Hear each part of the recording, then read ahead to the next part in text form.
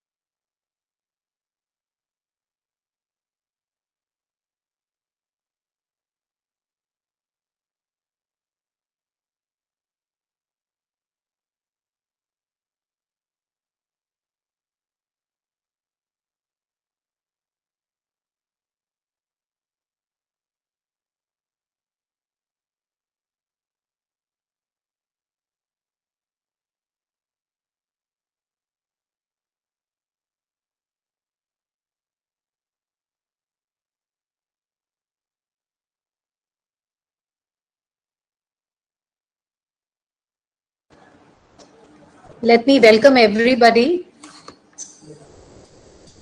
to this talk by Dr. Tabish Khair. Dr. Tabish Khair is going to join us very shortly, and I'm sure everybody is going to enjoy this session. Looking forward to it myself, since uh, there is some research work going on. Dr. Tabish Khair's works in the research center of the PG Department of English of our college.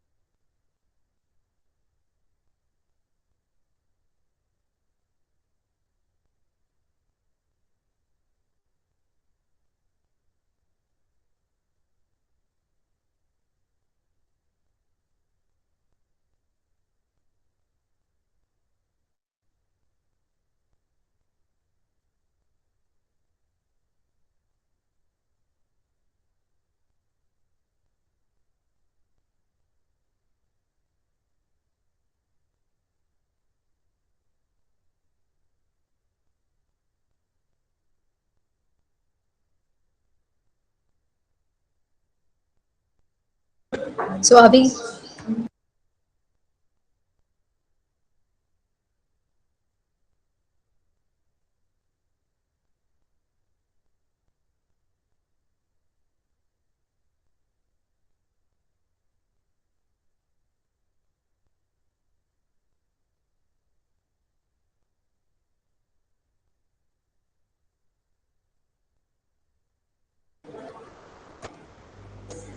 Good afternoon to everyone. Dr. Tabish Khair has joined us. Welcome, sir. And we can't thank you enough for being with us today, finding the time to be with us today. Welcome, sir. Thank you. I'm just adjusting the volume a bit. Okay. Okay. Right, Thank you. It's a right. pleasure to be here. Good morning, good afternoon, sir. The Research Center, PG Department of English, Meherchand Mahajan DAV College for Women, Chandigarh, welcomes you all to the online session on Roots and Routes in Literature by Dr. Tapish Kher. At the very outset, I would like to express my immense privilege to be associated with a research center that endeavors for scholarly pursuits and which provides scholars with such remarkable opportunities to engage and interact with eminent authors.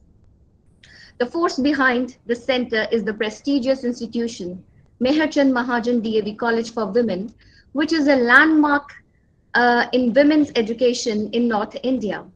The college has been re-accredited with grade A by NAC and is ranked amongst topmost colleges in the country by India Today. It has also been accorded Star College status by DBT. It is the only institution registered on the National Portal of National Skill Development Corporation as skill provider. The institution has been in Swachh Campus Ranking 2018 under Residential College category, third in India under Swachhta Sarvekshan 2019 in Citizens-led Initiative.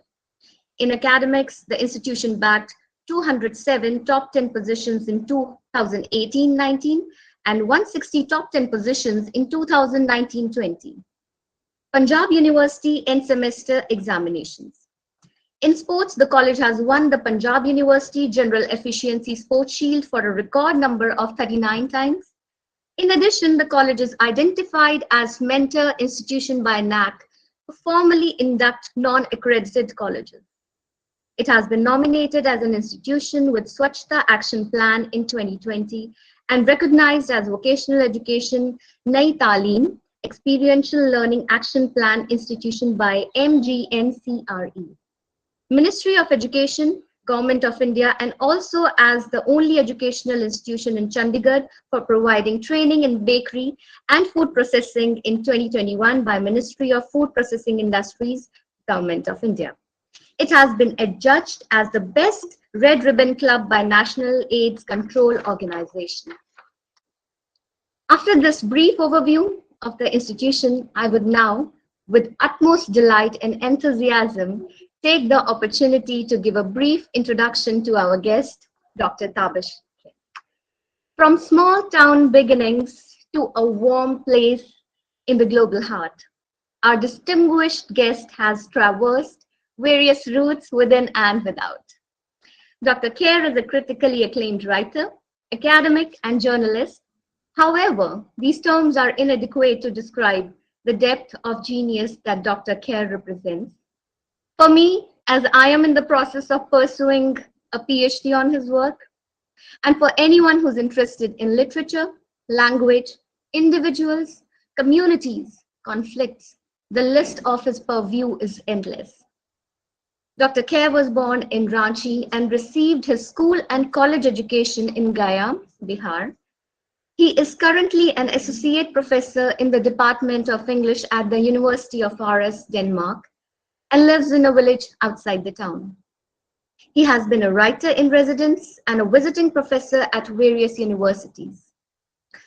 Dr. Kher's novels include The Bus Stopped, Filming a Love Story, The Thing About Tugs, along with the recent ones, namely How to Fight Islamist Terror from a Missionary Position, Jihadi Chain, and Night of Happiness. His novels represent characters in different settings across different time periods, embroiled in the struggle to break one or the other stereotypes. His upcoming novel, The Body by the Shore, which will be released this year, would be a portal into yet another time period, depicting yet another setting, which is eagerly awaited. The fictional world that is presented by Dr. Kher through his engaging novels is as sublime as it is striking. However, his ingenuity of inquiry regarding the issues that assail our world is taken up directly and sharply through his non-fiction texts, which include his thesis Babu Fictions, his books Muslim Modernities, the Gothic Postcolonialism and Otherness, and the New Xenophobia. Dr. Kher is a prodigy whose pen not only wields prose, but also cultivates furrows of poetry in the soil of creative landscape. He has authored the poetry collections Where Parallel Lines Meet and Man of Class, besides his recent work, Quarantined Sonnets. Dr. Kher's honors and prizes include the All India Poetry Prize and Honorary Fellowship of the Baptist University of Hong Kong. In 2020, he was invited to become a Fellow of the Royal Society of Arts. His novels have been shortlisted for about 20 prizes in 6 countries, including the Man Asian Literary Prize, the DSC Prize for South Asia, the Sahitya Akademi Award, and the Enquiry Award, and has been translated into 8 languages. Although Dr. Kher has been seen sporting a logo on his t-shirt saying, "Words tend to be inadequate." And currently for me, I do feel they are. I can only say that he works like a magician to make the most out of them. On behalf of the institution, I extend a hearty welcome to Dr. Tabish Kher, who has taken out his time to be with us today. Thank you, sir. I also extend a warm welcome to the faculty from the Department of English and Cultural Studies, Punjab University, and other colleges. I would also like to warmly welcome our honored principal, Dr. Nisha Bhargava, who is the force behind our esteemed institution and under whose guidance we have been able to reach new horizons and achieve extraordinary accomplishments. I also extend my greetings to Mrs. Neena Sharma, head of the PG Department of English, Dr. Mridla Sharma and Dr. Neha Soi, the coordinators of our research center, esteemed professors and faculty members from Punjab University, our college, and other institutions, along with the research scholars and our dear students who are here with us. Now, I would like to hand over the stage to our principal, ma'am, to address our guests before we proceed. Thank you, Faguni, for such a comprehensive introduction to the institution and to our distinguished guests. Dr. Tabish Kher, our guest speaker for today, Mrs. Neena Sharma, Head Postgraduate Department of English, Dr. Mridula Sharma, Coordinator of Research Center in English, other faculty members, and very dear participants. I welcome you all on today's lecture, which is to be delivered by our internationally acclaimed author, academician, and journalist, Mr. Tabish Kher. Today, Mr. Kher will discuss the intricacies of writing and journalism. Also, he will shed light on the interlinkages between reportage, representation, and creative writing. I would like to share with our guest that ours is the first research center in English language and literature, which is affiliated to Punjab University. Besides, our English department has many creative minds as teachers and research scholars who have a number of literary and research publications to their credit. I'm sure that today's discourse will be highly beneficial for our students as well as for faculty members. Once again, I extend a very warm welcome to our guest, and in the same breath, I express my gratitude to him for sparing his valuable time for us. I am beholden to the Postgraduate Department of English for being one of the basic pillars of the institution. Thank you very much. Thank you, ma'am, for your warm address. Thank you. Now, let us be enjoined upon our distinguished guest, Dr. Tabish Kher, who will lead us on an intellectually stimulating session on roots and routes in literature. So, over to you. Thank you. Thank you for this kind invitation, this opportunity to be with you, at least be with you digitally. Thank you to Dr. Bhargava, Dr. Sharma, to Paguni, and I'll use your first name because you have been corresponding with me for a long time, who has organized all of this. All your colleagues, the Postgraduate Institute, which is hosting me, and I cannot really name all of you in detail. That's one of the drawbacks of doing an online session, because when you meet people, you get to speak to them and get to know them. But here you just turn up and there's small boxes and you see them, and sometimes you see their names, sometimes you don't. So I apologize for that. But before I start, I must say I'm really happy to do this. I think the only good thing that seems to have come out of this pandemic, at least from my perspective, has been the fact that someone like me who's been extremely suspicious of such technology was finally forced to get on Zoom and Google and all the rest. And suddenly, from my small town, you can see that I have this small sort of office in my house, and today I'm working from my house instead of going to my office.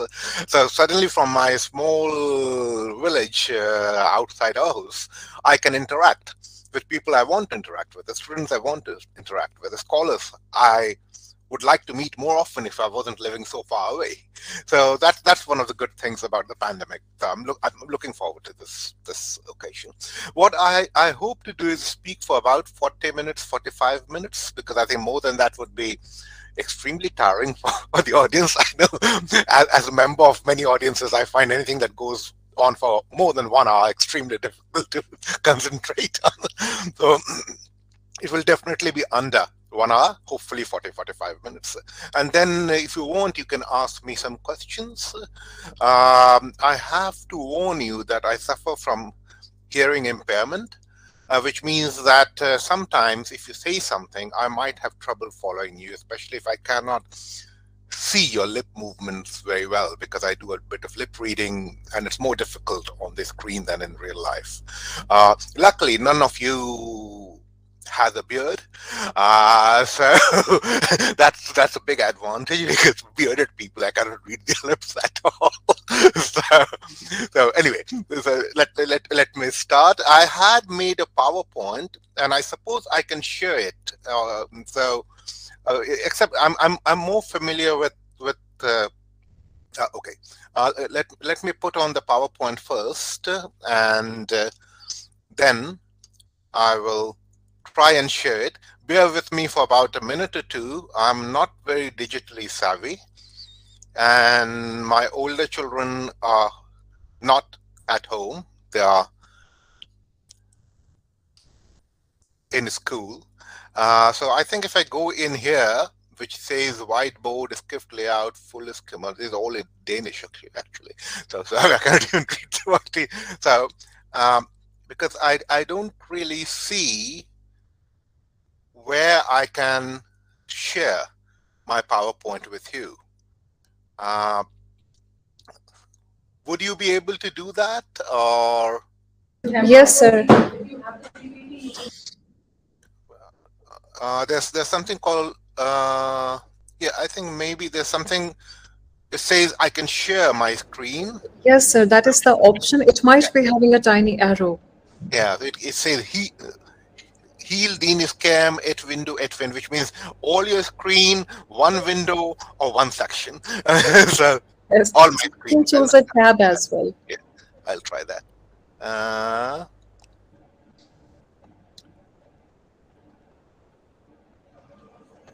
No, it doesn't seem to be. Pardon,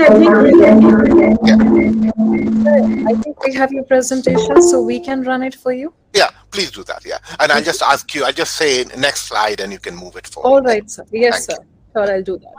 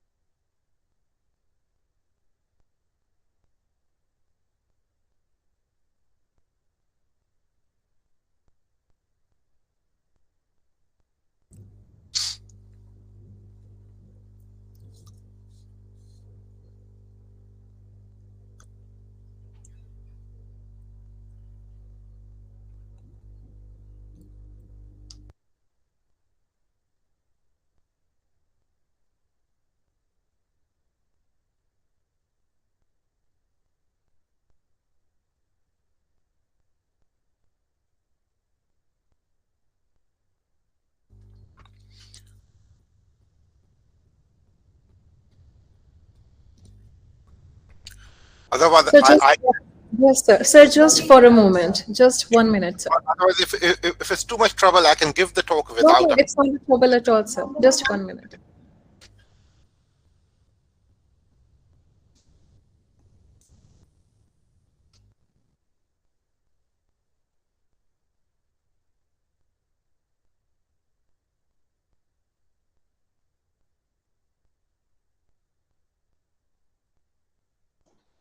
So it will just take us a moment. I'm not in a hurry. So neither are we. We would like to have you for as long as possible.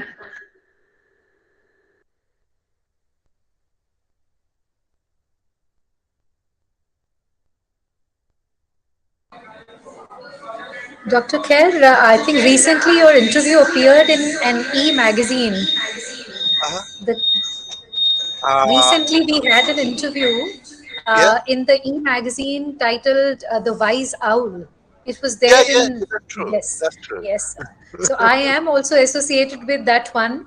And so I Okay. think, yeah, Yeah, I'm an honorary editor for the poetry section there and the short story section. yeah. And So we were, yeah, I've been following it on Twitter, and I think it's really. You just had a new number out, and I've been going through it, and it's very interesting. thank you so much. I think your encouragement and the way I think you have been sharing the link with your contacts has been immensely helpful for the Wise Owl. Uh, I mean, small magazines are Sir, the I life. think it is visible. You can just guide me whenever to change the slide. I would do that for you. Sure, thank you. Okay, so basically, I'm going to talk about roots and and depending on what pronunciation you use, but I would pronounce it roots because I want to stress the fact that they are very similar and very different at the same time. And to do that, I'll move on to the very first slide, which is which shows you the first extant book in English written by an Indian, as many of you would know, because the Travels of Deen Muhammad, spelled Muhammad, of course, as it would be. This is from the late 18th century. Interestingly, a native of Patna in Bengal. Of course, that was one province in the late 18th century. It wasn't Bihar. And in that sense, sort of my neighbor, about 100 kilometers away from the town I grew up in. Deen Muhammad, as many of you would be students, and I know that the scholars among you would be familiar with Deen Muhammad, but the students would not be. So I'll give you a very short background. Deen Muhammad joined the regiment of a young Irish ensign at an early age. I think Deen Muhammad was probably 12 or 13 when he joined it, and the Irish ensign was probably 15 or 16. We tend to forget how young many of these people were in the 18th century, people who were sent to colonize India, and of course also people who were also collaborating or not collaborating. Deen Muhammad obviously came from the kind of family which had always provided its service to whoever the regional power was, and he decided that the East India Company was the power to join. So he joined this young, late teenage Irish ensign officer and worked with him for, I think, if I remember correctly, 20 years or so, until the person retired and went back to Ireland, and then Deen Muhammad went back with him. He tried to start a few things in Ireland, then he moved to London, having married an Irish woman, whom he describes as coming from a respectable family, a very middle-class Indian stress on respectability. Then in London, he opened up, he ended up opening what can be called the first really ethnic restaurant in London. That didn't do very well, but he was also he also started a bath and gained royal patronage. He's said to have introduced the word shampoo, brought shampooing from India to England, which became a very popular option for the upper classes. And he made reasonably good fortune. He left a family. His grandsons, if I remember correctly, his grandsons or great grandsons, I forget, fought in the First and Second World War, or First or Second World War for the British. But anyway, all that comes later. What we're interested in is this book that he wrote, The Travels of Deen Muhammad, which he wrote in English. And he published, as was the custom in those days, through a subscription in England. This is after he had been in England for a number of years. He was based in London then. And this is the cover of the book. Now, if we move on to the next slide, you can see that there are two portraits. They are both of Deen Muhammad. And you can see that they're very different. Now, usually when I talk about these matters, I like showing photos like these or portraits like these because they help us think in a more visual manner. The question I would ask if we were in a classroom would be, which one of these two portraits was done first? Which one came first? Which one was the one that perhaps was done a year after he had arrived in England? And which one was the portrait that was done many years after he had lived in England, had founded a family there? And usually when I put this question to students in Europe, they say that the elaborate Oriental portrait, where he's wearing this typical Oriental costume, must be the one that was done first. And the second one, where he's dressed like an 18th century English gentleman, must have come later. But actually it's the other way around. The first portrait is the one that was made about a year or so after he arrived in England.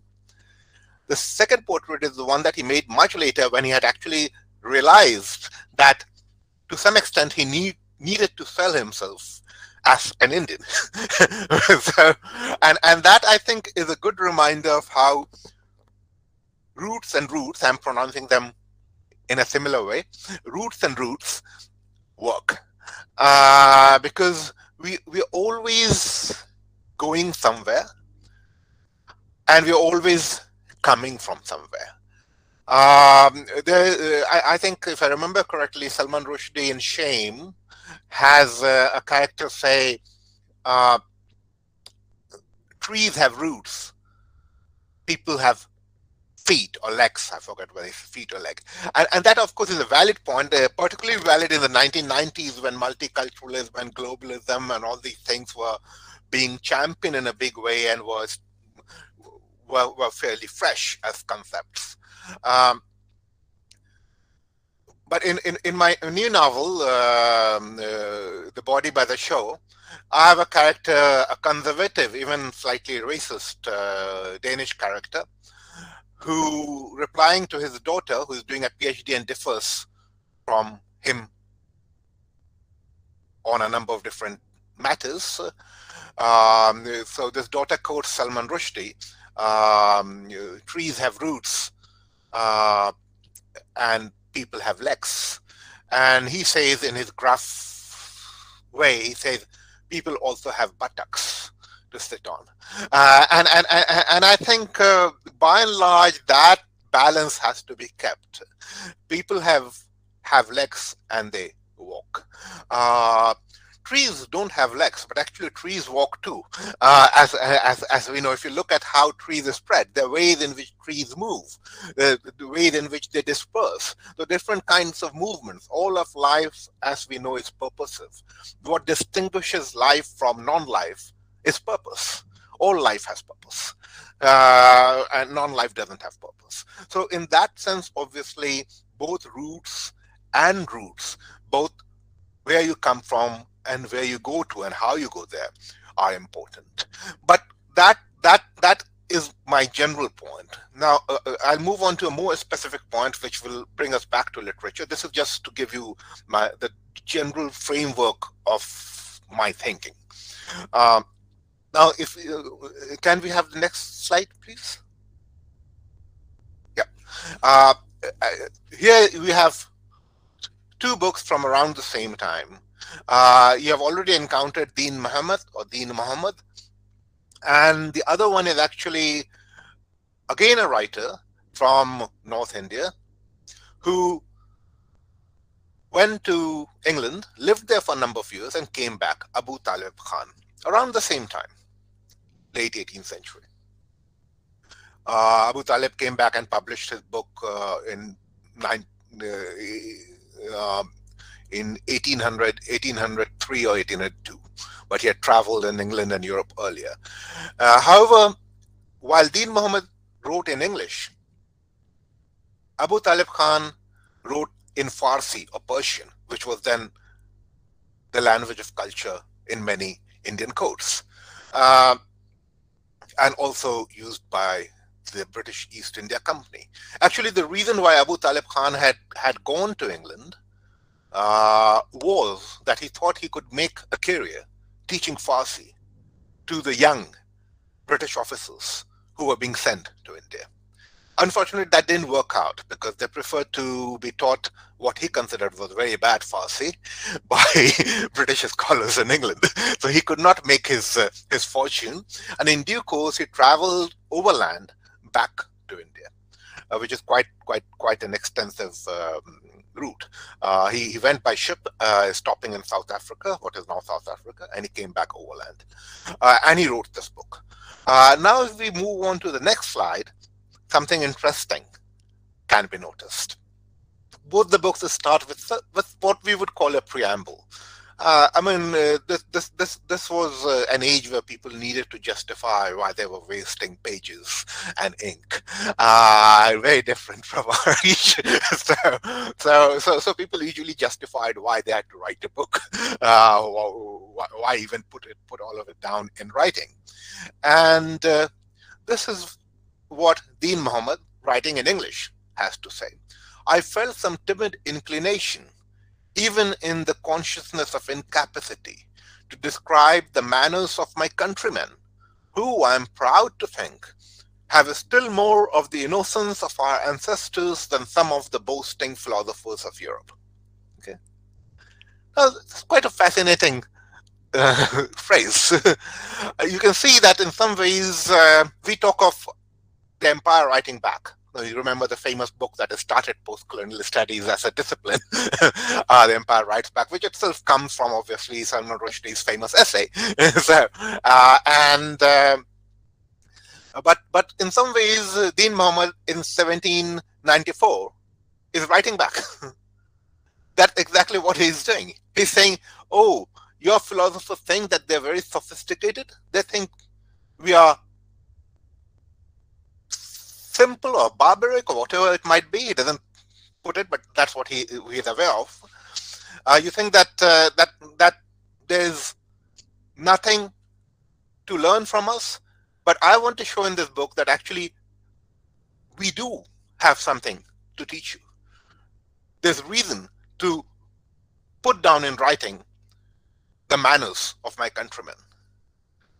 Of course, you can see that this is still at the same time what would later be called an Orientalist construct, because he's actually comparing the innocence of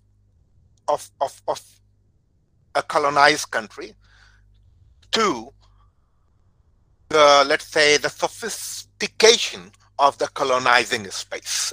And that is to some extent an Oriental construct. But it's not as simple an Oriental construct as seems to be, because India was not seen as simply innocent. If you look at 19th century British narratives on India, Indians are also were also seen as devious. We were an old civilization. We were like the Greeks, like the Turks, like the Chinese. We were so old that we had become devious, decadent and devious. So even though he's negotiating with these discourses that he's probably not even fully aware of, you can see that this is a defensive book. He's saying, no, we are worth talking about. Okay. On the other hand, look at what Mirza Abu Talib Khan has to say, writing in Persian or Farsi, in a very elaborate Persian mode. The wanderer over the face of the earth, Abu Talib, the son of Muhammad of Isfahan, begs leave to inform the curious that he was compelled to undertake many tedious journeys during which he beheld various wonders both by sea and by land. It therefore occurred to him that if he were to write all the circumstances of his journey through Europe, to describe the curiosities and wonders which he saw, and give some account of the manners and customs of the various nations he visited, all of which are little known to Asiatics, it would afford a gratifying banquet to his countrymen. Okay. Now, you can see the difference between these two reasons. Abu Talib Khan, in some ways, he writes, or he writes his preamble, at least, and also later on. He writes in a way that reminds us of 18th century European accounts of non-Europe.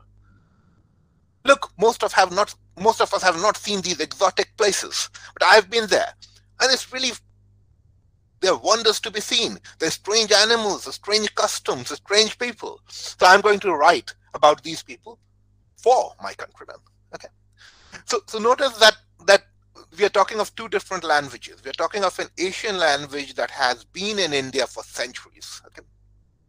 And we are talking of a European language that has recently come to India and is now being adopted by Indians. And both of them have a slightly different relationship to what is being represented and how it is being represented. Okay.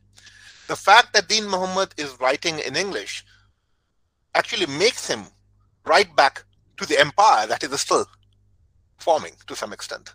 The fact that Abu Talib is writing in Farsi makes him to some extent careless about that aspect, even though he's not entirely careless. Later on, for instance, there are, in his book, there are discussions of, for instance, racism.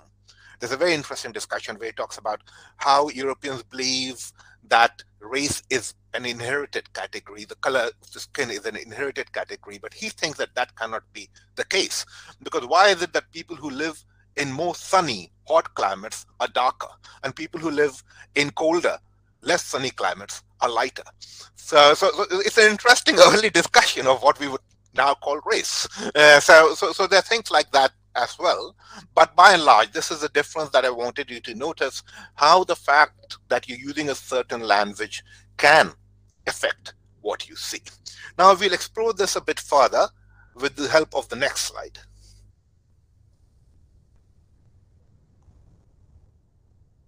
Next slide, of course, you would all be familiar with this sonnet by Henry Derozio, the first significant Indian English poet, writing around the same period as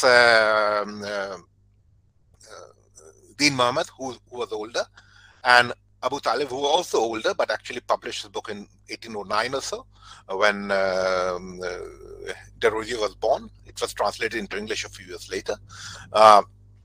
And then you have Henry Derozio. And you would be familiar with this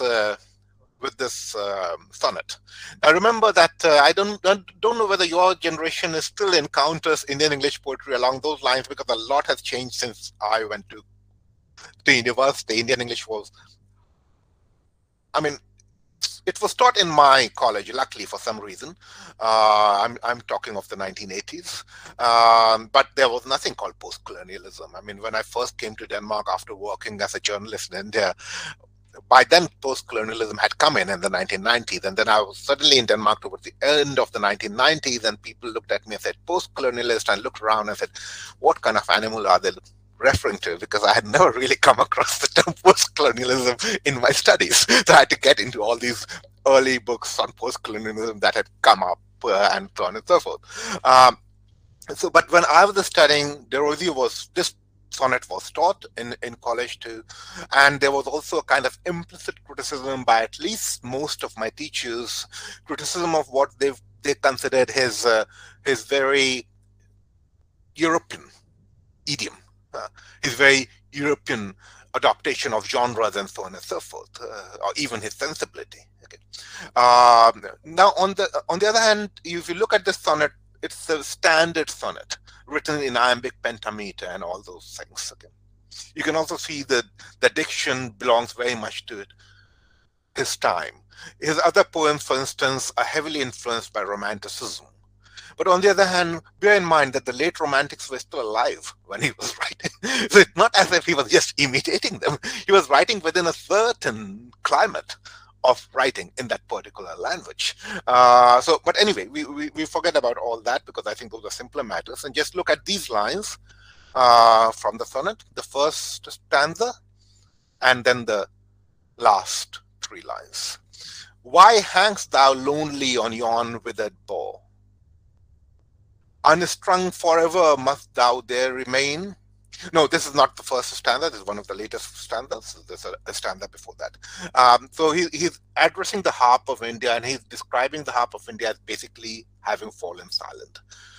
Why hang'st thou lonely on yon withered bough? Unstrung forever must thou there remain.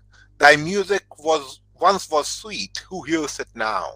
Why doth the breeze sigh over thee in vain?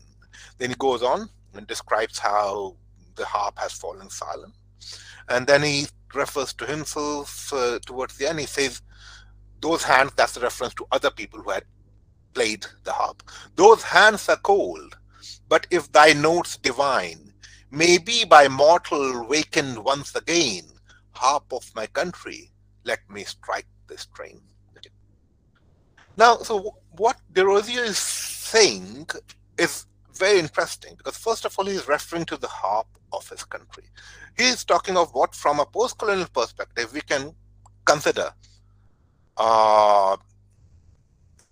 degradation. Okay, we can even say that there's an implicit criticism of what has happened to India, and whether it's criticism of the East India Company or not, the fact is that they are running the show in Calcutta, which is where he is writing, and have been running the show for about half a century. so there's an implicit criticism of the status quo in India, and maybe there's an implicit criticism of colonization. I'm just looking at the words, not at the background of the writer. So that's there. Okay. Now something else is also quite interesting because the poem is called the Harp of India. It's not called the Lyre of India. One would imagine that Derozio, working with European concepts, would use the lyre. That is the more common word when you refer to music, literature, so on and so forth, coming from Greek sources. Okay, the harp is a kind of lyre, but it's not really as classically well endowed as the lyre. So why is it that he doesn't use the lyre? Now, maybe I'm reading too much into it, but I think it's in such cases it's valid to read those elements.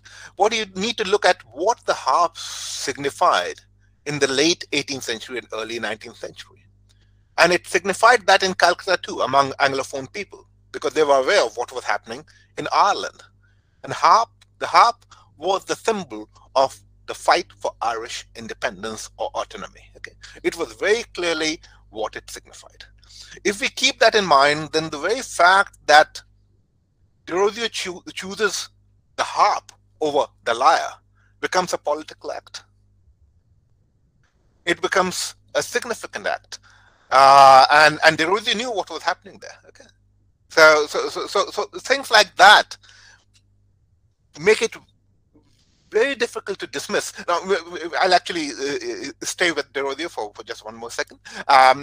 Make it very difficult to dismiss people on the basis of either the routes they take or the paths, the routes they have or the paths they they take.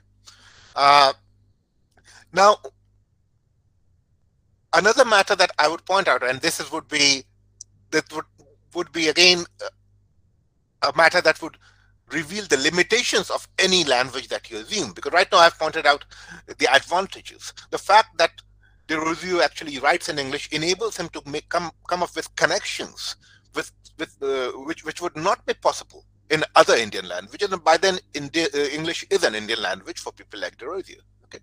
So, but on the other hand, bear in mind that Derozio is writing when there is a flowering of literature in some other languages.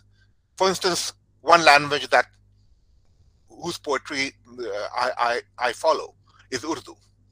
Now, the first half of the 19th century has some of the greatest Urdu poets writing.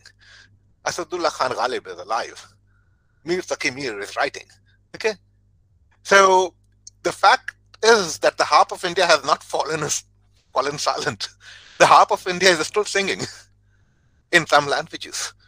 The fact that Derozio is writing in Calcutta, metropolitan Calcutta, in English, might have made him feel that the Harp of India was more silent than it was. So again, what I'm trying to highlight is how language works, both positively and negatively, though the word positive and negative, or the words positive and negative, are both misnomers.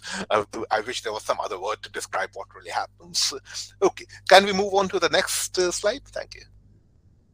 The next slide again is something you'll be familiar with, a poem by Sarojini Naidu. And this is a poem, if I remember correctly, of just 2 stanzas, and this is one of them.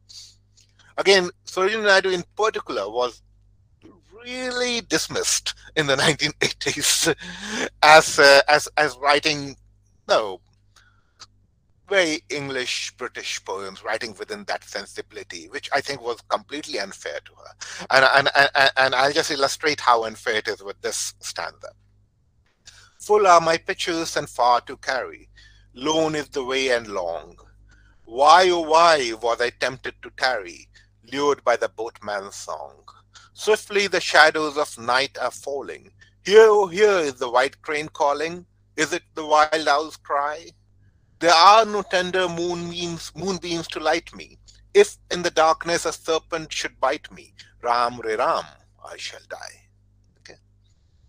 Now, I don't think I even need to spell this out, because this is the kind of thing I need to illustrate when I'm teaching something like this in Europe. But all of you get what's happening there. You see that this is a scene that is maybe programmatically rustic, but it's also quintessentially rustic. It's a theme that you can trace through English literature back through various versions of Hindustani literature into Sanskrit literature. Okay?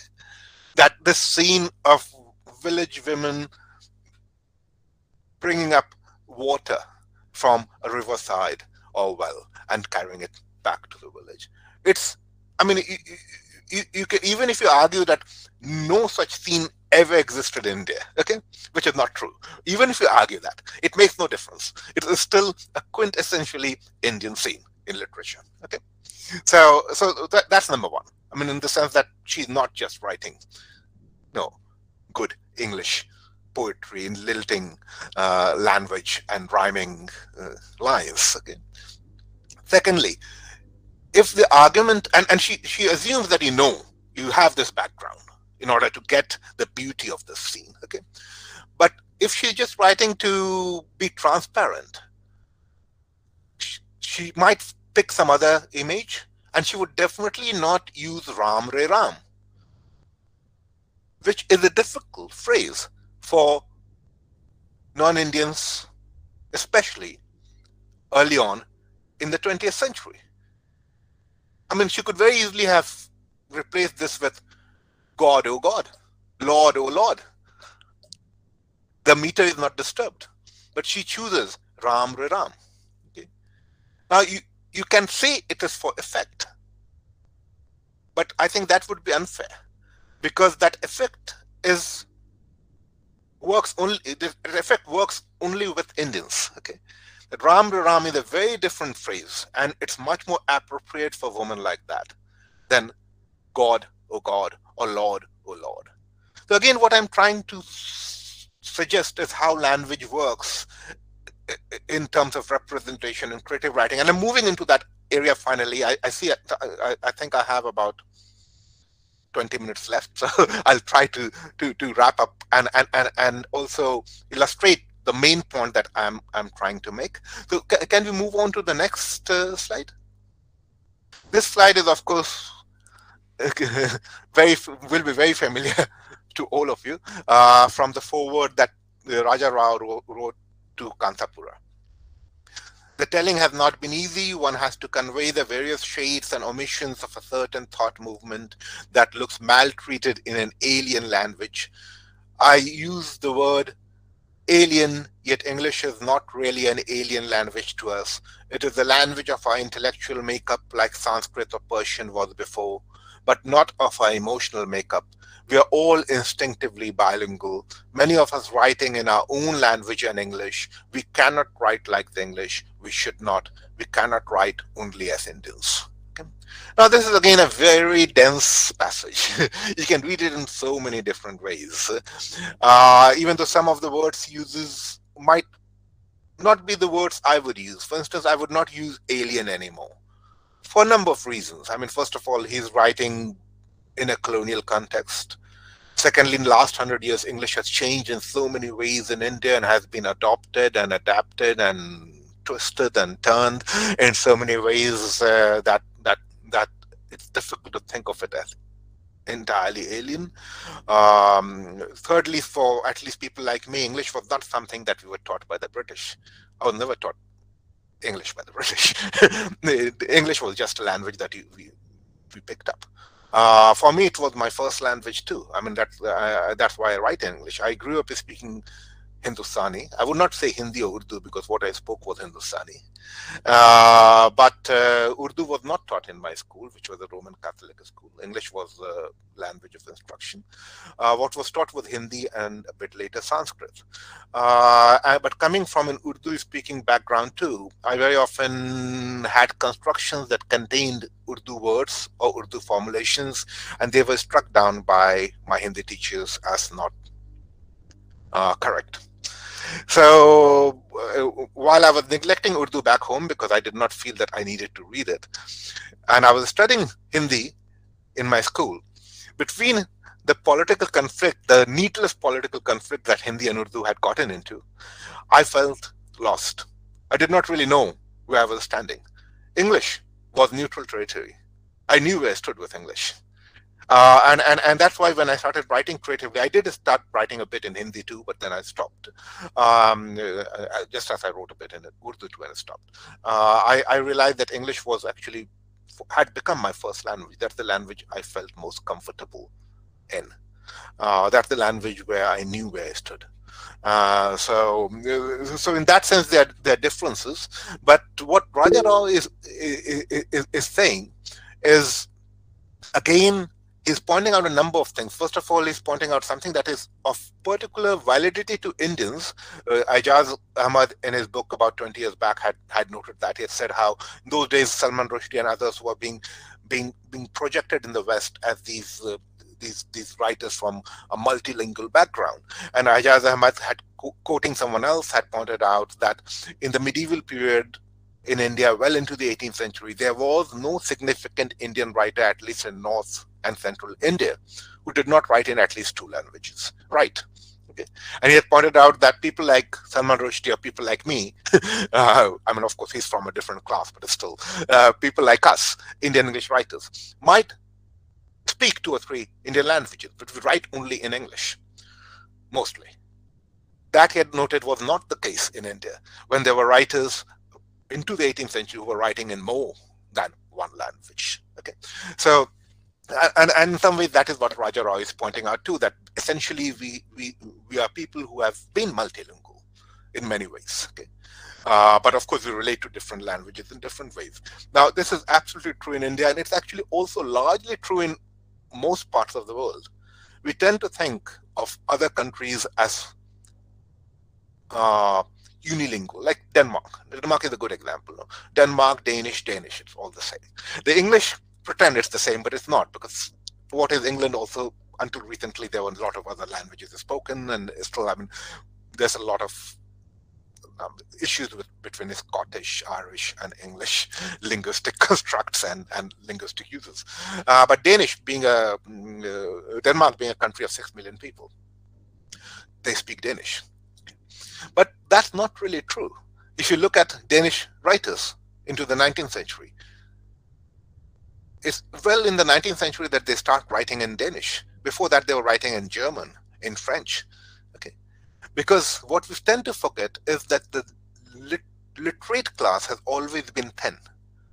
Okay, and it has always known more than one language in almost all places of the world. Okay, it has very often employed more than one language. Okay, in writing, and the rest of the population has not been literate.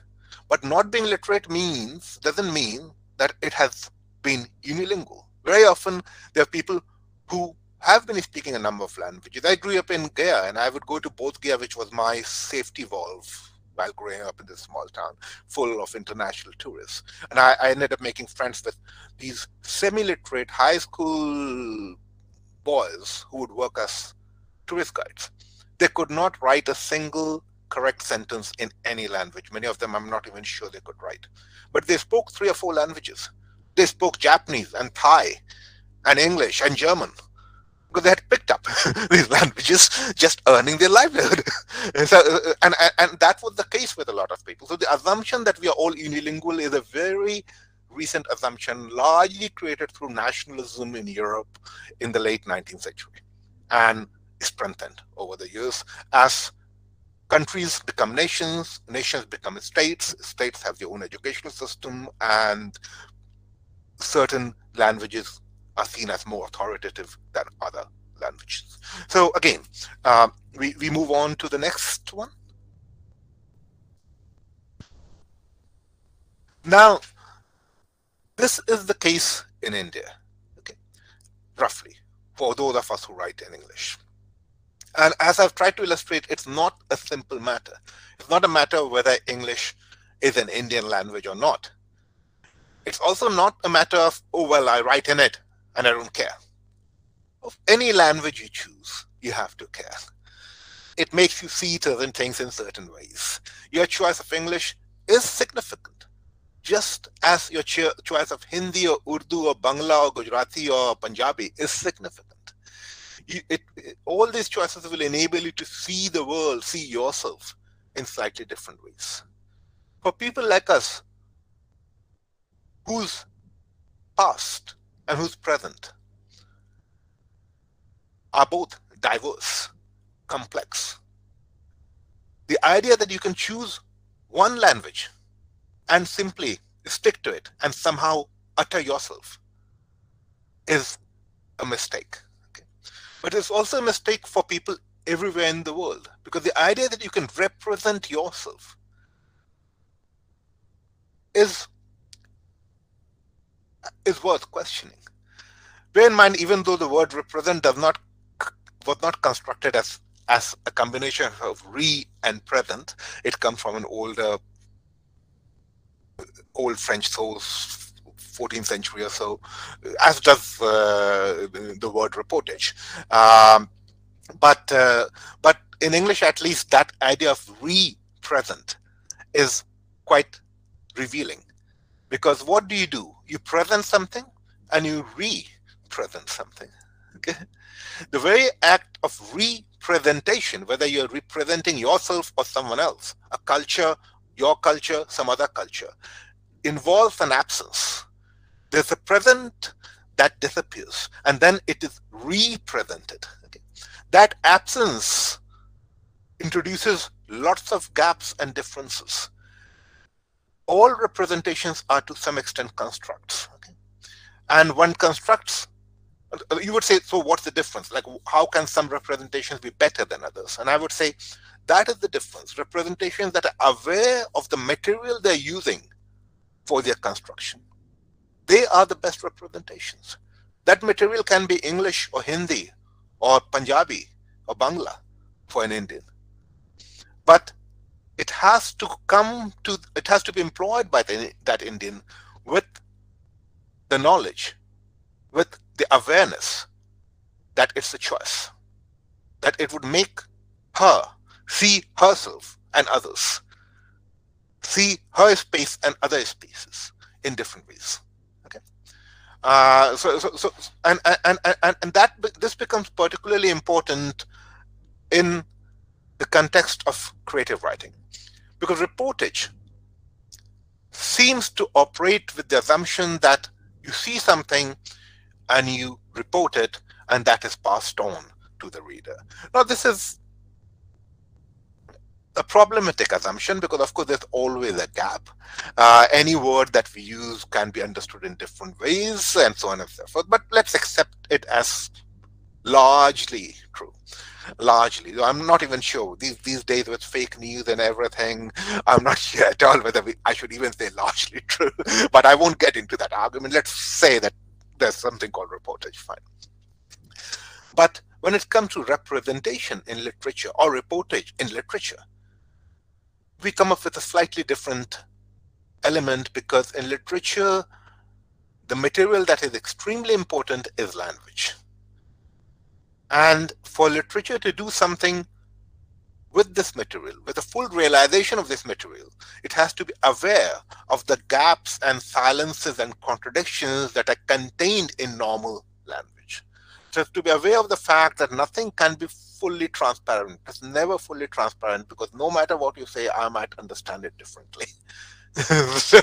And you can see how even simple poems that seem to be almost reporting matters use this awareness. I'm not saying that writers were aware of it in these terms. All of them had their own understanding of literature. This is my understanding of it. But obviously, in their practice, they were aware of it. They probably explain it to themselves in different words, or perhaps they didn't explain it to themselves, which might actually be sometimes be the best thing for a writer to do. Not explain things to himself or herself too much. Just practice it. But look at, say, this poem, which you would all be familiar with, William Wordsworth. She dwelt among the untrodden ways, one of his Lucy poems. She dwelt among the untrodden ways beside the springs of Dove, a maid whom there were none to praise and very few to love. A violet by a mossy stone, half hidden from the eye, fair as a star when only one is shining in the sky. She lived unknown and few could know when Lucy ceased to be, but she is in a grave and oh, the difference to me.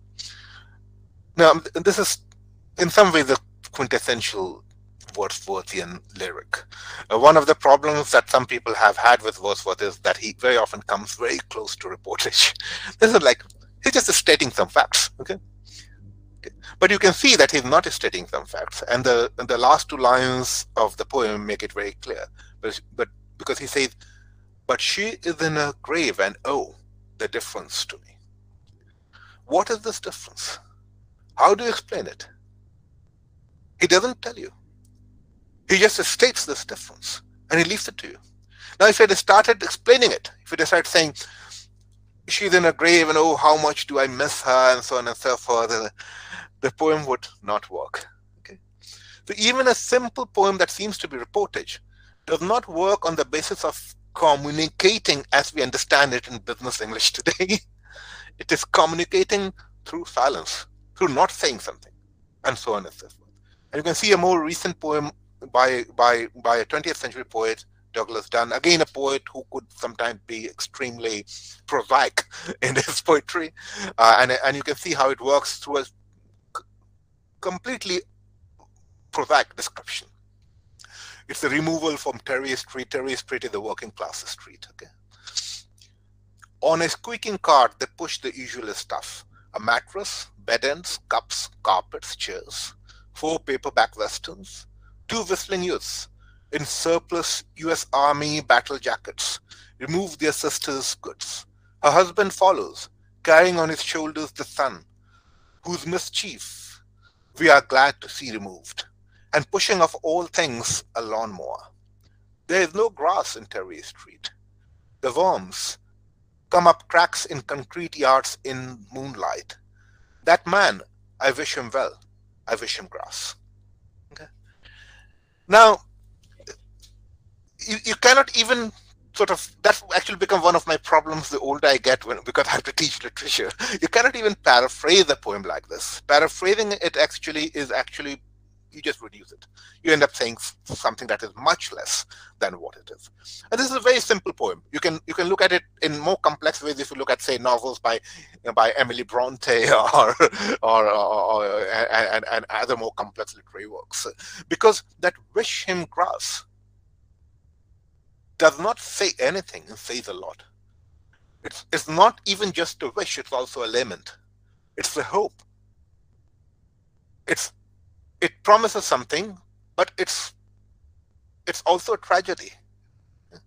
And you can read it in so many ways, and you can do that only because it's not spelled out again. So that, I think, is the point I was coming to, which would connect to my own creative practice, because you did want me to say a bit about that. What I try to do and what I try to find in literature, and I think all good literature does that. I don't know whether my literature does it too, but at least I try to do it. So, is to keep in mind the fact that language is all we have when we work, when we write literature. Language has a weird connection to what we call reality. Okay, we do not just speak language. Language also speaks us, because language is already there, and we take it and we use it. But we use it in different ways. The way in which families speak in a particular language tend to differ from the ways in which their neighbors might speak. There are always words in every family that have a certain connotation in that family that only the family knows. You might come up with a word that would be a totally deadpan, serious word, and your siblings might start laughing because there's a story connected to it that gives it a different meaning to in your family circles. And this is just a small example. There are hundreds of more complex examples of how language differs between people. But it's still, the fact that we're talking means that there is language, that some of the meanings stay the same, and some of the meanings change, are contested. Contestation is important. When we question male language, we are contesting the way men have used language in literature. And this is necessary contestation. We're coming from a different space. We're coming from a gendered space, for instance. And we're saying, look, you have used this language, this word, in certain ways. And I understand it, I hear it differently. I'm going to write it differently.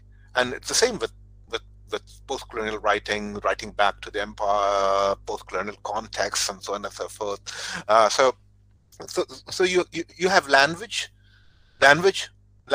relationship to reality. Now we know that language does not just come out of reality, it doesn't just describe reality, it also affects the reality that is being described. Okay. That's also what I tried to illustrate in non-theoretical ways with some of my earlier references to Deen Muhammad, Abu Talib, Derozio, and all the others.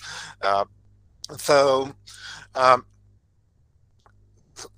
that is where we stand. And as creative writers, we know that we are going to use language to write about a reality that, to some extent, escapes language. Okay. So how do we do it?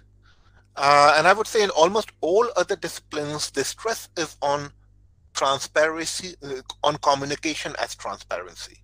This is a necessary stress. Okay, if you're going to write a sociological book or a historical book, you don't want people to read it in 5 different ways. Okay? You try to pin it down as much as possible. It's a disciplinary stress. Okay, it's something that universities in particular need to teach their students. I spend a lot of time trying to teach my students to write as clearly as possible, be aware of their footnotes and so on and so forth. And so that I'm not dismissing it, but I'm saying that literature is perhaps the only field where that is not required of language. Actually, literature works with language, and it is aware that language is not just communication.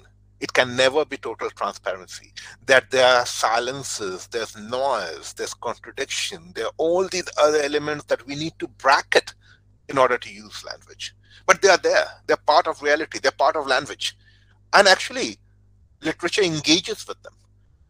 Literature uses them to talk about things that might not be made transparent, that cannot be made transparent. And sometimes in that engagement, it ends up saying much more, doing much more than transparent language can do. That basically is my point. I think I have spoken for almost 1 hour, so I'll stop now and I'll let you ask questions. I can see there were some hands that had gone up, but I cannot really operate Google very well. So if one of you just kind of guides me, I'll come up with my responses. Yes, sir. Okay. Sir, first of all, thank you so much for this engaging and interesting session.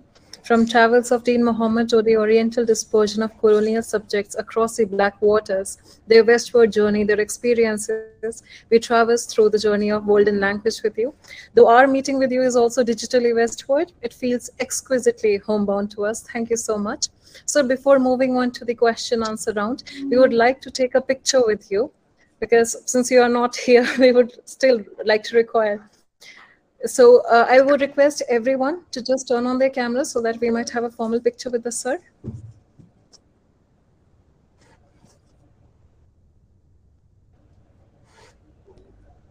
You need to send it to me too afterwards. Yes, sir, definitely. We'll share it with you. Thank you so much, everybody. Let's just...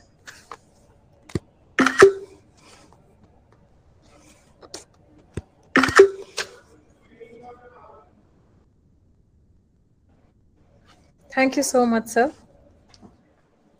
Now, we would like to take some questions. So please, participants, leave your questions in the chat box.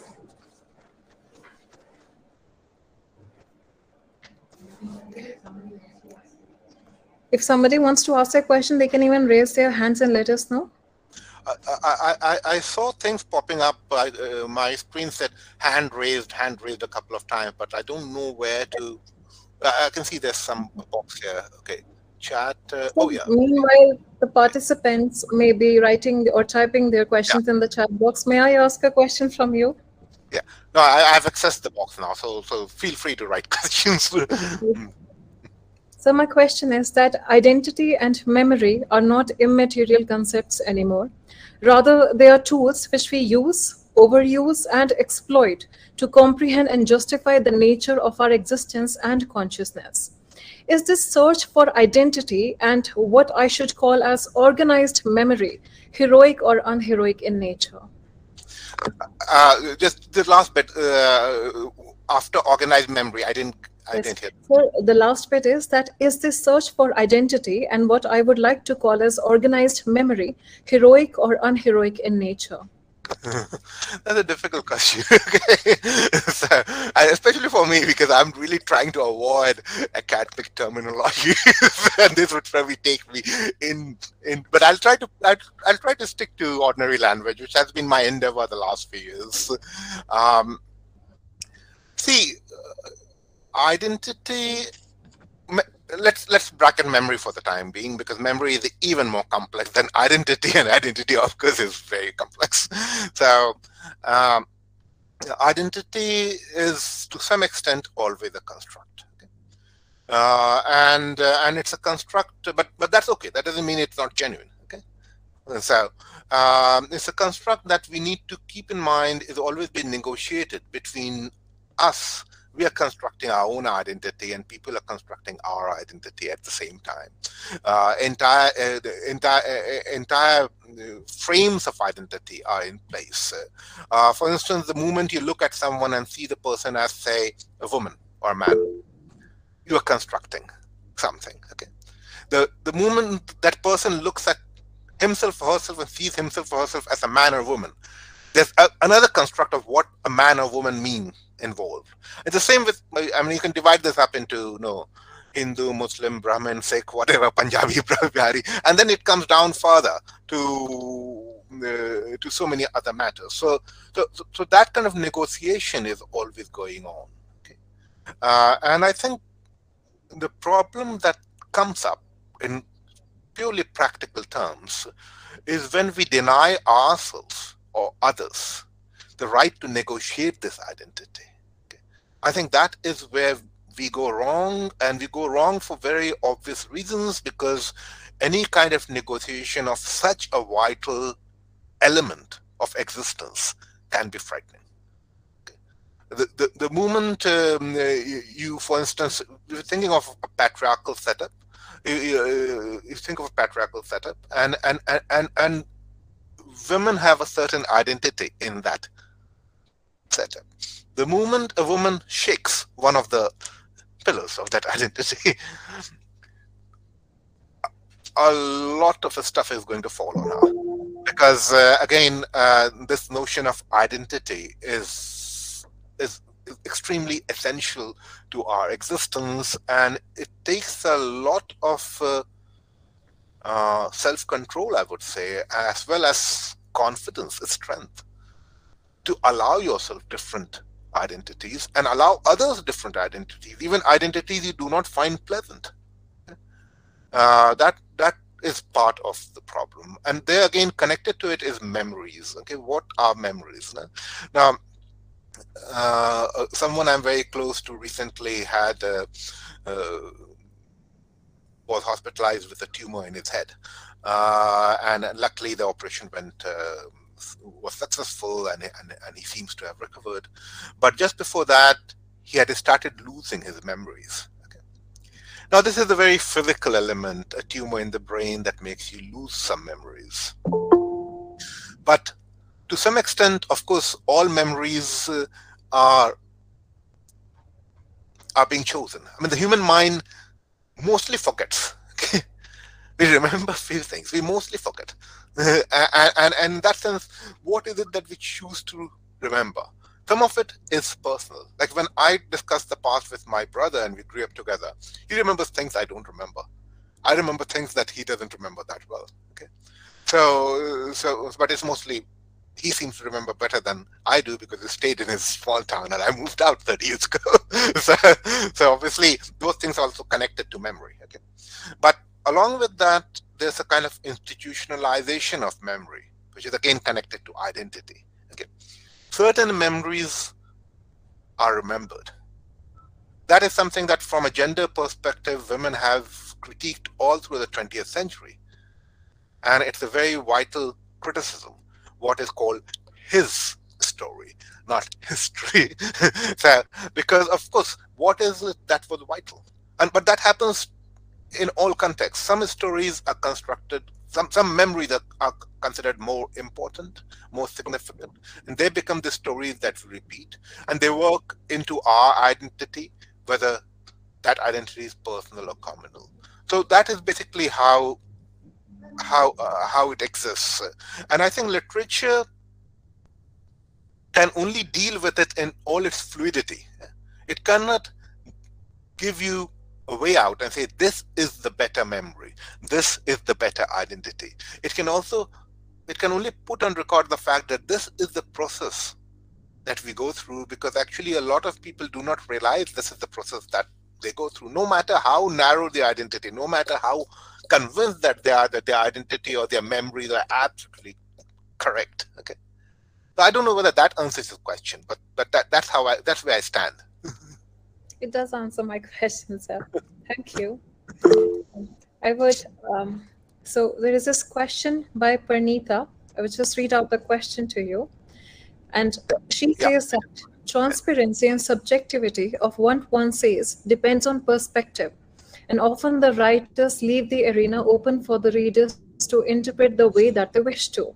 In such a scenario, do you still lay emphasis on streamlining and bringing forth a particular thought in a particular format? This is her question. No, that's a very good question, and that's a question that I am trying to engage with in my current book, which hopefully will be the last study I'll write, because I really feel that I'm running out of time and need to do other books than academic studies.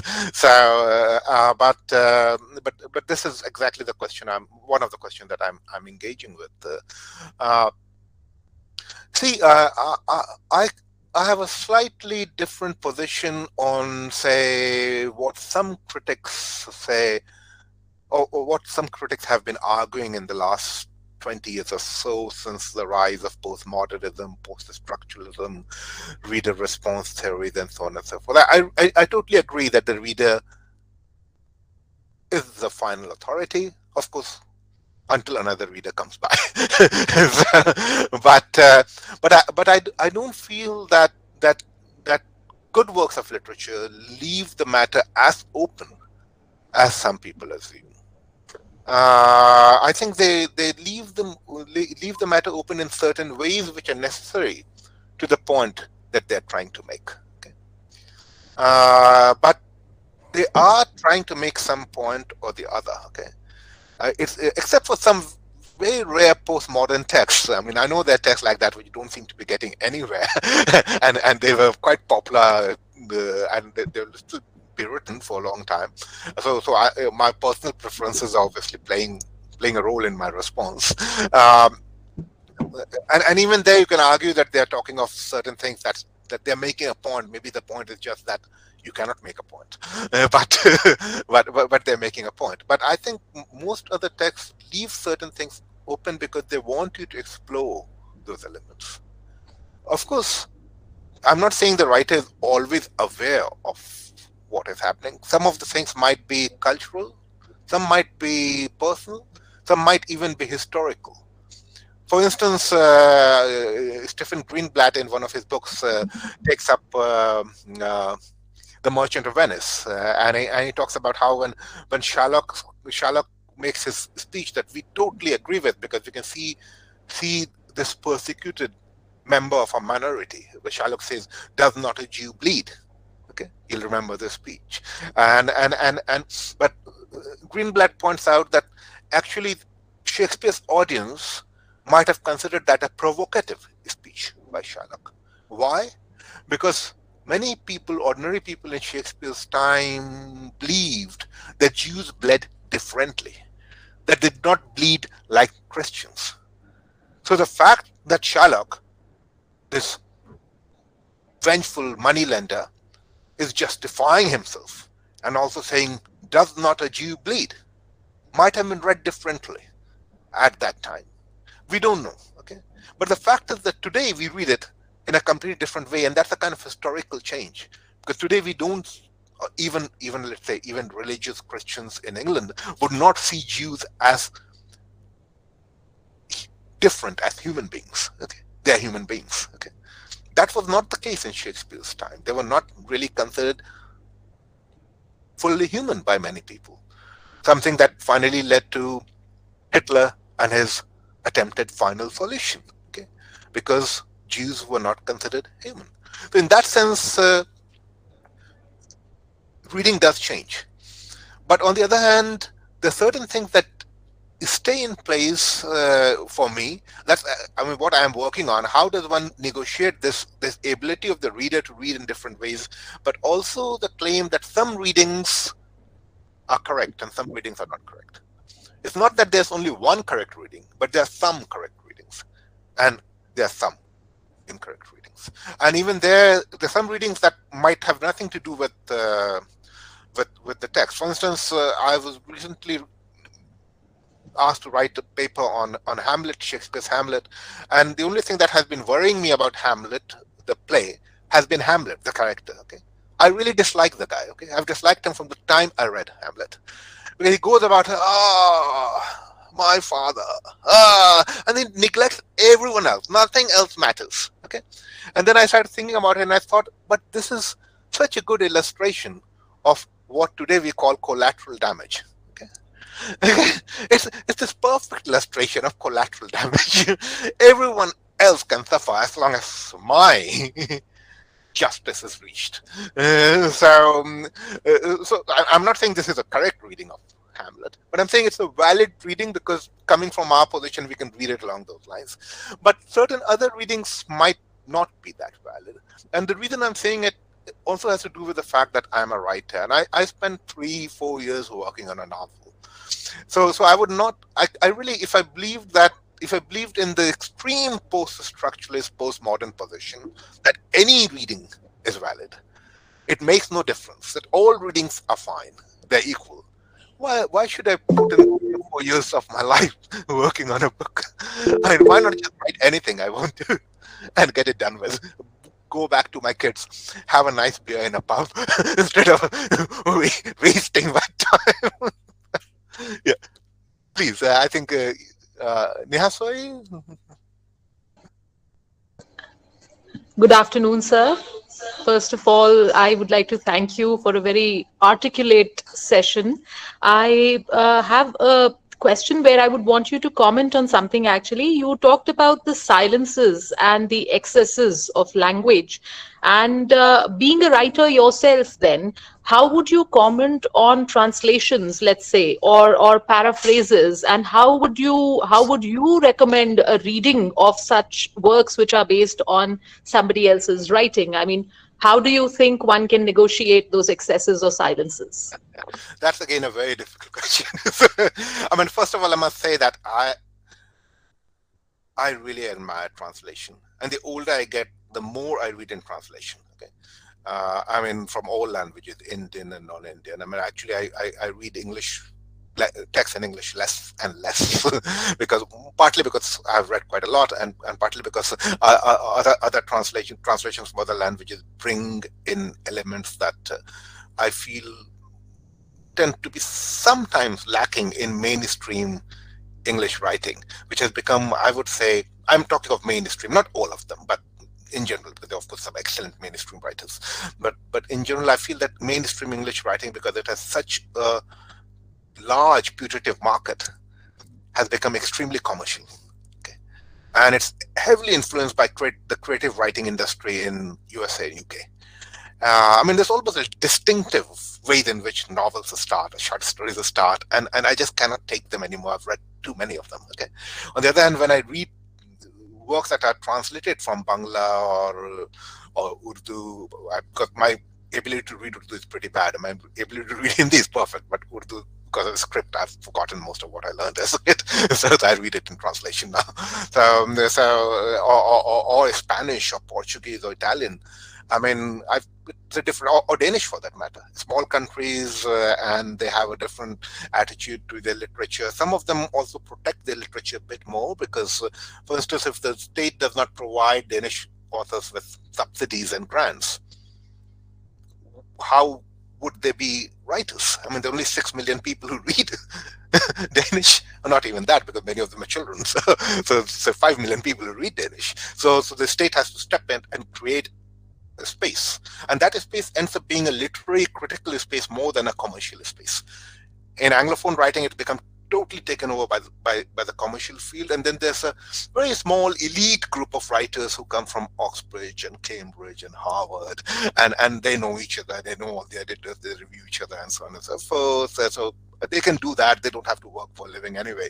The rest of us are somewhat in the wilderness there, and smaller countries like Denmark or Sweden, they actually are better at providing that literary space to the writers. That's my feeling. But then to get back to translation, I think, because I can, the only reason I would read a work in translation is that I would not be able to read the original. Okay, so for me, the translated work is a work on its own. I feel that I come to a translated work and I read it and I decide whether I like the book or not. I don't really think of the original or compare it to the original, because I would have no way of comparing it to the original. So I look at the translation and I go by what can only be called a gut feeling that this is a good translation, which also has to do with fluency of language. Obviously, if it's a book translated into English, it should be translated into good English.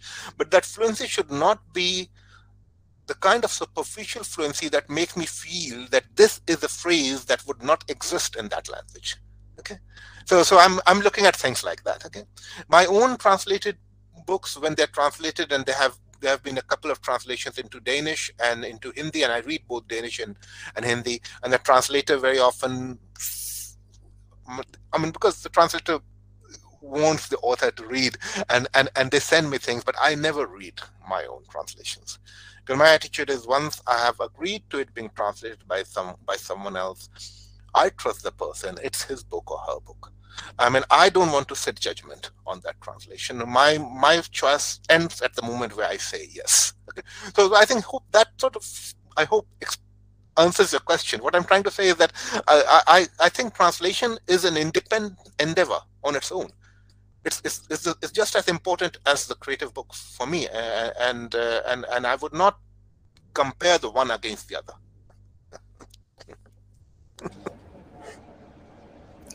Okay. So I will request all the participants to please fill the feedback form. Sir, we would be taking the last question, and the question would be asked by Falguni ma'am herself. So you talked about representation, and you said that we need the tool of language to do the same. And more often than not, we need a language that mirrors how we can express ourselves truly. Now, I want to say that it's all right as far as it's just about expressing oneself, right? We can use any language, we can use English, Hindi, whatever we are comfortable with.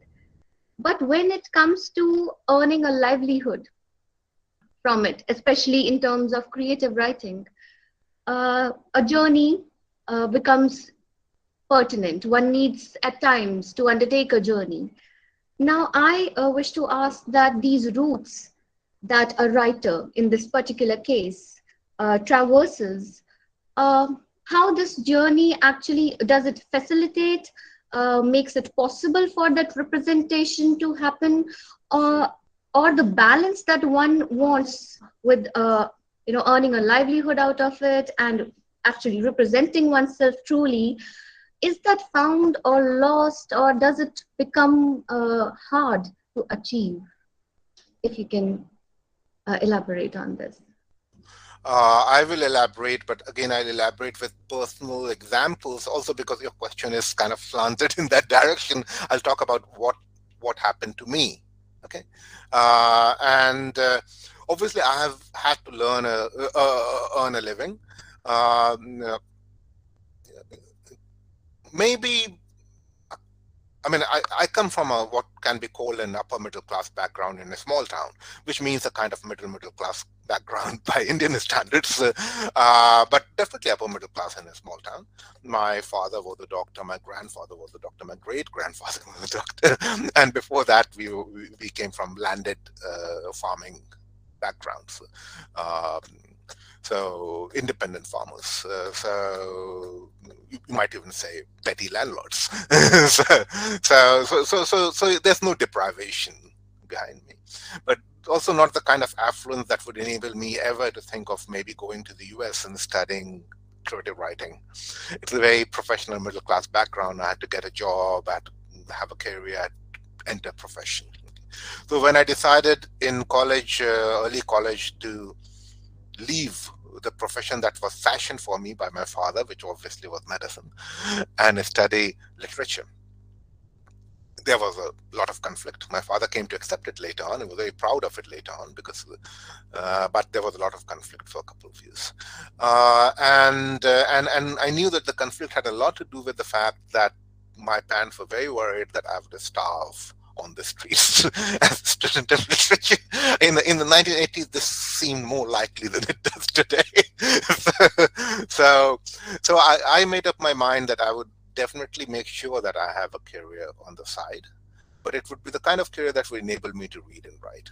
Now, around that time, I didn't even know what kind of inheritance I had. I realized that actually my father did have enough property. So if he had just sold off some of the land, I could have very easily lived off it in a middle class background in Gaya and just been a writer. So now that my father died about 10 years ago, I have inherited some of the property, which is still there because my brother's living there and I'm not touching it because I don't want to touch it. And the reason is very simple, because I'm quite grateful that my father never made me realize that I could actually be a lazy bum and be a writer at the same time, because then maybe I would have been tempted to do that. So on the other hand, he made me feel that I had to go out and manage on my own.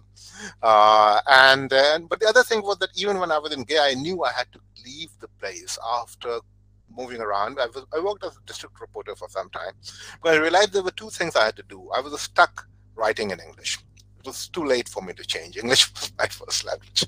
I was stuck in a safe middle class family. Now, there are two things I had to do. I had to explore other language uses. I could not stay stuck in this professional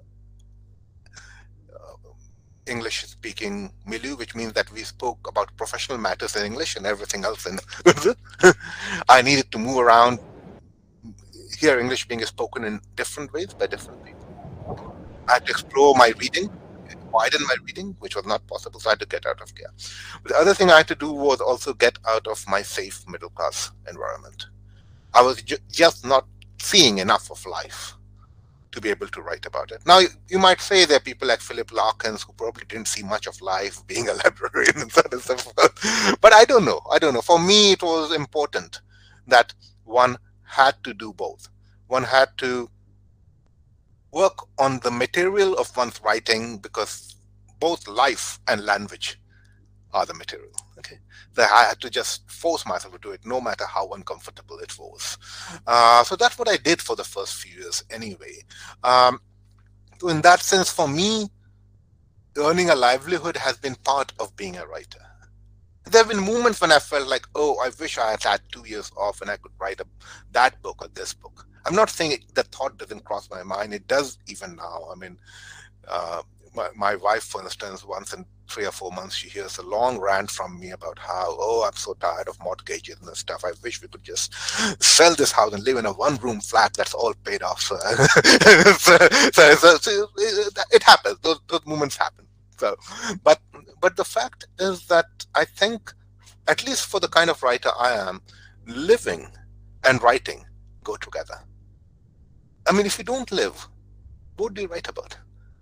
I mean, I know that people who manage to do a lot without really going through all of this. I mean, I know a lot of famous writers have never really had a job, in the sense that they. But again, maybe they do it in other ways. They travel, and maybe that works for some people. It might not have worked for me, because I'm not a great traveler. I quite dislike traveling, actually. Given half a choice, I would not travel. And when I travel, I usually end up doing all the wrong things. I don't go to the sites. I don't look up the history of the place. I usually go to a bar and have a chat with someone sitting there. So if you ask me to describe all the cities I've been to, and I've been to so many cities now, I would probably be able to describe a bar or a restaurant in every city, and not much more than that. So in that sense, for me, living and writing have always been part of it. But yes, it's a difficult choice. What I would say to most of my listeners here, because most of you will be coming from my kind of background, it would be that there will be moments of frustration. But you have to remind yourself that through the process of living, you're also learning to write, what to write about and how to write about it. Think of it as a creative process. Think of it as a process that is giving something to you, instead of just taking things away from you. Because of course it's taking a few things away, but also giving certain things to you. I hope that answers your question. Okay. So now I would like to hand over the stage to Dr. Mridula Sharma, coordinator of our research center, who would like to hand over to our esteemed guest. Here to you. Thank you, Vandana. On behalf of Meherchand Mahajan TAV College for Women, Chandigarh, I extend our heartfelt gratitude to Dr. Tabish Khair for accepting our invitation and for this absolutely delightful, thought-provoking, and enlightening discourse.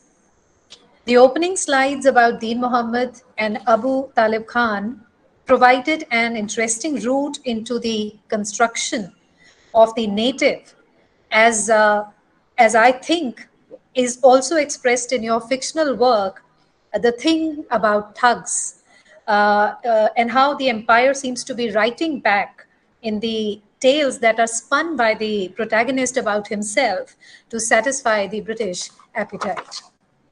And the creation or representation of the Indian self, that self which may be called more authentic in a non-native, if not alien language, is a fascinating area of study still. despite so many decades after independence. The language of creative writing, the politics behind it, the difficulty of choice in multilingual societies globally, the problematics of representations, the sometimes thin line between reportage and creative writing, all these have been brilliantly summed up in your presentation. But of course, I'm stating the obvious. And so once more, I thank Dr. Tabish Khair. We are proud of the opportunity to be having such an erudite scholar with us today. Thank you. Thank you. I also extend our thankfulness to the members of the teaching faculty from different colleges, including our own, for joining us today. Our deep gratitude to the principal, Dr. Mrs. Nisha Bhargav, for being the driving force behind all the endeavors of our department. Thanks are also due to the head of the department, Mrs. Neena Sharma, for being a rock-solid pillar of support in all the activities of the Research Center. Finally, a big thank you to the students of postgraduate and undergraduate courses from various colleges, as well as the research scholars pursuing PhD and MPhil. It was great hosting you all. Looking forward to having you all for some future events like this one. I wish you all a great day ahead. Thank you. Thank you. It's been a pleasure. And good luck with everything at the Institute and your careers. Thank you. Thank you. Thank you, sir. Thank you, sir.